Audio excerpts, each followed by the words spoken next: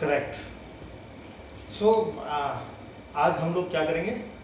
Interior designer के बारे में। इंटीरियर डिजाइन के बारे में, ओनली इंटीरियर डिजाइन बस। इंटीरियर डिजाइन का बेसिकली मीनिंग क्या है?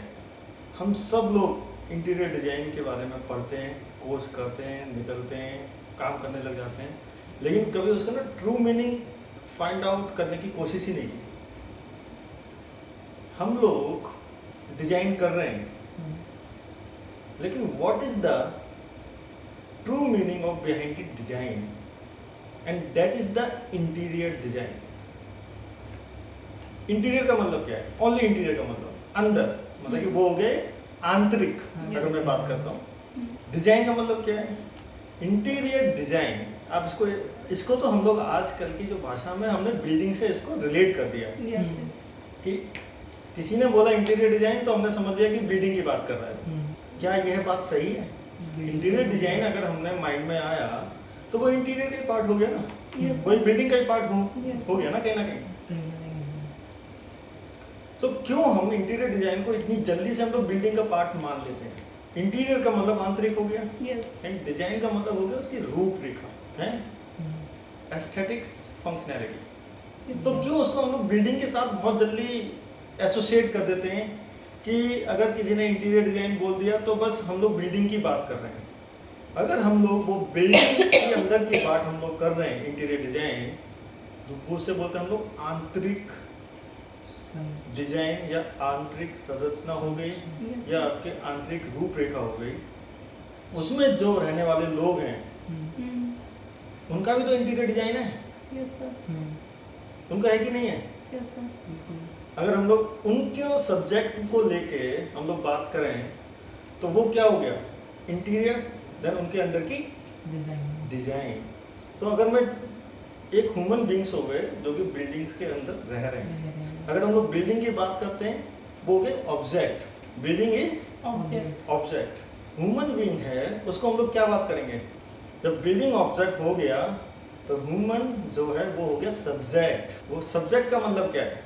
कि जो हम लोग ऑब्जेक्ट में ऑब्जेक्ट को फील करना है, एक्सपीरियंस करना है, वो एक सब्जेक्ट का पार्ट है। ऑब्जेक्ट का इंटीरियर डिजाइन, एक सब्जेक्ट का इंटीरियर डिजाइन, तब जाके एक परसेप्शन क्रिएट होती है। आजकल क्या हो रहा है? इंटीरियर डिजाइन का नाम आया, इंटीरियर डिजाइन के नाम पे क्या हो गया? बिल्डिंग में रश हो गया, चले गए, स्पेस देख लिया, वुड वर्क कर दिया, पेंट कर दिया, फर्निशिंग कर दिया, लाइट कर दिया, ये सब कर दिया, हो गया इंटीरियर डिजाइन। क्या ये करना सही है? अगर ये करना सही नहीं है तो सही क्या है फिर? क्योंकि तुमने सब्जेक्ट को पढ़ने की बात ही नहीं करी, उसकी भी इंटीरियर डिजाइन को समझने की बात ही नहीं करी। तुमने तो खाली जाके ऑब्जेक्ट पे काम कर दिया, ऑब्जेक्ट पे ही काम किया ना जाके, लेकिन जो उसमें रहने वाले जो लोग हैं जो उस ऑब्जेक्ट को एक्सपीरियंस करेंगे वो बिल्कुल लैक कर गया, वो बिल्कुल मिस हो गया, और वहीं पे हमारी इंटीरियर डिजाइन फ्लॉप हो जाती है। इंटीरियर डिजाइन करने का सही तरीका है कि जब हम ऑब्जेक्ट और सब्जेक्ट को साथ में लेके चलें, देन वहां से कुछ चीजें क्रिएट होती हैं। तो सब्जेक्ट है, सब्जेक्ट बोले तो ह्यूमन बीइंग है, उसके अंदर का इंटीरियर डिजाइन का मतलब क्या है? हमने जो सब्जेक्ट ह्यूमन बीइंग है उनकी चीजों को वहां से समझा है, तो कहीं ना कहीं एक उनके अंदर का एक भाव है, फीलिंग है, वो आपने पकड़ा है।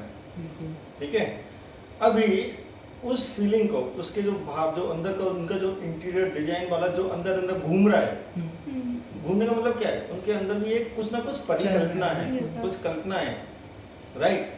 अब उसको आपको बाहर ऑब्जेक्ट के साथ मैच करना है। जो उनके अंदर का जो पार्ट है, जो अंदर के उनके जो अंदर की परिकल्पनाएं हैं, उनकी जो कामनाएं हैं, या उनकी जो उन्होंने ड्रीम्स सोचे हुए हैं, उनको आपको बाहर लाके और ऑब्जेक्ट के साथ मैच करना है। जब वो हम लोग मैच करते हैं तब जाके कहीं उसको लगता है कि हाँ, कि कुछ क्रिएट हुआ है, वो मेरे लिए कुछ क्रिएट हुआ है। हो सकता है कि उन्होंने जो चीज सोच रखी हो वो फॉल्स भी हो सकती है और ट्रू भी हो सकती है। आप बोल नहीं सकते कि वो जो बोल रहे हैं दे आर ट्रू, 100% ट्रू। अभी क्या है कि आपने उनकी चीज़ों को समझा, किया, उनका एक परसेप्शन, परसेप्शन का मीनिंग क्या है? ठीक, अभी तो हम लोग जितने भी प्रिंसिपल हैं या फंडामेंटल्स हैं मेजर बात ही नहीं कर रहे हैं अभी Yes, तो। sir. मेनली हम लोग बात करें कि भाई कि इंटीरियर डिजाइन को समझना कैसे है। जब तक आप बेस नहीं समझोगे ना, तो जितने भी आप एलिमेंट्स पढ़ लोगे, प्रिंसिपल्स पढ़ लोगे, फंडामेंटल्स पढ़ लोगे, ठीक है, साइकोलॉजी पढ़ लोगे, वो आप फिट सब्जेक्ट और ऑब्जेक्ट के साथ कर ही नहीं सकते। उनके अंदर परिकल्पनाएं बहुत सारी हैं, Yes, sir. ठीक है, कल्पनाएं बहुत सारी, ड्रीम्स बहुत सारे हैं उनके अंदर। अगर वो रिसर्च कर रहे हैं, इसका मतलब उनका इंटरेस्ट है। Yes, sir. अगर आप गए और किसी ने बोला कि जो आप कर दोगे वो हमारे लिए ठीक है, इसका मतलब उनका इंटरेस्ट ही नहीं है। तो जो भी आप कर दोगे हो सकता है वो भी उनको पसंद ना आए। जब वो थोड़ा सा रिसर्च वर्क में जाते हैं, अपने बारे में सोचते हैं, तो उनका इंटरेस्ट डेवलप होता है।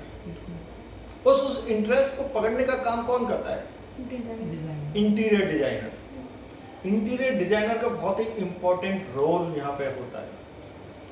वो क्या सोच रहे हैं, क्या सही है, क्या गलत है, ठीक है, वो उनको भी नहीं पता। Yes, sir.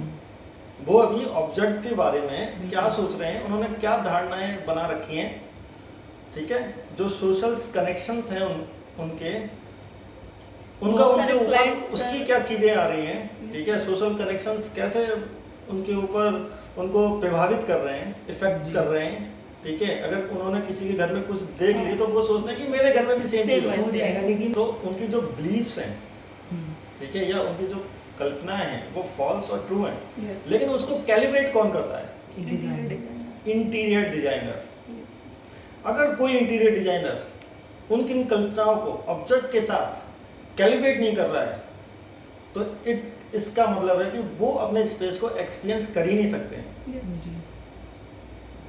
फिर तो वही बात हो जाएगी कि कोई आया और कोई कुछ करके चला गया। आपको ना चीज़ों को कैलिब्रेट करना है, Yes. ठीक है, आपके चीज़ों को ट्रू एसेंस को पकड़ना है। वो कुछ भी कहें, वो अपने जो उनके माइंड में है, ऑलरेडी है, या फिर जो उनका माइंड किन चीज़ों से प्रभावित है, वो उन सब चीज़ों से बात कर रहे हैं। लेकिन आपको वहाँ से माइंड को हटा के आपको इस ब्रॉड लेवल पे सोचना है कि क्या वो कह रहे हैं, क्या वो सही है कि नहीं है, क्या वो पॉसिबल है कि नहीं है, और अगर पॉसिबल है तो क्या वो उनके बेनिफिट के लिए है कि नहीं है, क्या वो उसको ट्रू वैल्यू दे पाएगा कि नहीं दे पाएगा। ये एक इंटीरियर डिजाइनर का काम होता है। इंटीरियर डिजाइन इट मीनिंग्स कि जो सब्जेक्ट है, ह्यूमन बीइंग है, और जो ऑब्जेक्ट है, वो अपने आप को उस ऑब्जेक्ट में अपने आप को एक्सटेंड प्रोसेस में देखता है। इन द सेंस वो सोचता है कि मेरा ही एक्सटेंशन पार्ट होना चाहिए। क्यों होना चाहिए, क्यों सोचता है ऐसा? इंटीरियर डिजाइन उसके अंदर भी है, इंटीरियर डिजाइन बाहर भी है। तो अगर हम लोग टोटल अगर कुछ मीनिंग अगर निकालें तो ये है कि उसका जो स्पेस है वो उसी का ही एक्सटेंशन पार्ट है। सब्जेक्ट का, ह्यूमन बीइंग का ही एक्सटेंशन पार्ट है जी। उसके स्पेस के अंदर, उसके ऑब्जेक्ट के अंदर। क्यों ऐसा, क्यों ऐसा? इसलिए क्योंकि जब वो अपना आंतरिक पार्ट को जब वो बाहर भी अपने चारों तरफ फील करता है तो वो सिक्योर फील करता है, सिक्योरिटी फील करता है। जो उसके अंदर कनेक्शन है वो बाहर के साथ कनेक्शंस मैच करने लगता है, वो एक्सपीरियंस करने लगता है अपनी 5 सेंसेस से कि हाँ ये मेरा ही है।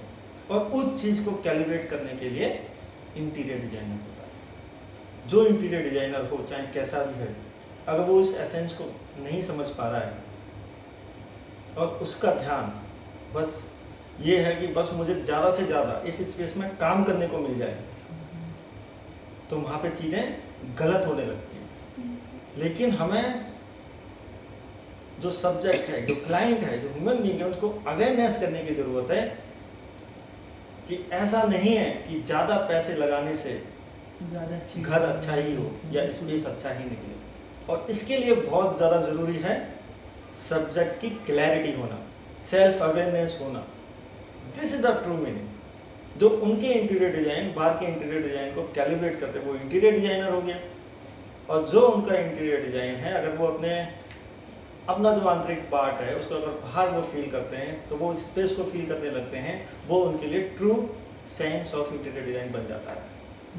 क्लाइंट तो वहाँ पे गलत भी हो सकता है, सही भी हो सकता है। आपको तो बहुत ज़्यादा ब्रॉड लेवल पे सोचना है, बहुत ज़्यादा ब्रॉड लेवल पे, मतलब कि आपको अपने अंदर बसी जितनी भी कामनाएं हैं या जितने भी आपने भी ड्रीम सोच रखे हैं या आपके अंदर जितना भी बाहरी सोशल कंडीशन आपके अंदर है, जब भी आप क्लाइंट के साथ मीटिंग करें वो आपको बाहर छोड़ के जाना पड़ेंगी सारी चीज़ें, देन ही आप समझ सकते हो। अदरवाइज क्या होगा, वो बोल रहे होंगे, तुम अपने हिसाब से बस मैच कर रहे होंगे, Yes, sir. वो बोल रहे होंगे, वो अपने हिसाब से मैच कर रहे होंगे, वहाँ पे चीज़ें गलत होने लगती हैं। वहाँ पे फिर आप उनके लिए डिजाइन नहीं कर रहे, फिर आप अपने हिसाब से डिजाइन कर रहे हैं। Yes, sir. आप अपना स्पेस थोड़ी ना डिजाइन करोगे, आप अपना कुछ दे दोगे। Yes, sir. आपको भली भांति एक ऑब्जेक्ट को समझना है, ठीक है, और एक सब्जेक्ट को समझना है, Yes. और सबसे ज़्यादा इम्पोर्टेंट है सब्जेक्ट को समझना।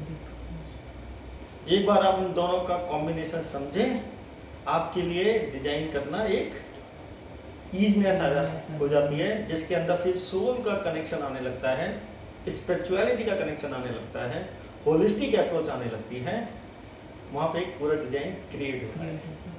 आपको भी अपने अंदर हुई कंडीशन, चाहे वो आपको अपने घर से मिली है, चाहे वो आपको अपने कॉलेज से मिली है, चाहे वो आपको अपने फ्रेंड सर्कल से मिली है, चाहे रिलेटिव से मिली है, उनको बाहर हटाना ही पड़ेगा, तब आप एक न्यूट्रल होके डिजाइन कर सकते हो, to give the experience to the end user. अगर उनको एक्सपीरियंस नहीं दिया तो आपकी इंटेलिजेंस किसी काम की नहीं। This is like small base, ये बहुत वास्ट सब्जेक्ट है, जितना अंदर जाओगे उतना सब्जेक्ट आपको मिलेगा, बहुत वास्ट है, लेकिन ये छोटा सा एक पार्ट है अभी। तो जब हम लोग अभी और करेंगे, ठीक है, और रिसर्च करेंगे इसके ऊपर, और बातें करेंगे इसके ऊपर, आपके माइंड में जितने भी क्वेश्चंस आए राइट डाउन करते जाओ, कभी भी आए, सोते जागते बैठते लेटते, कभी भी आए, राइट इट डाउन। उन क्वेश्चंस के ऊपर हम लोग काम करेंगे, बात करेंगे। और हमारा पर्पस क्या है? हमारा पर्पस है कि क्लाइंट के बिलीफ सिस्टम को कैलिब्रेट करना, उनको ट्रू एसेंस दिलाना है in the field of interior design.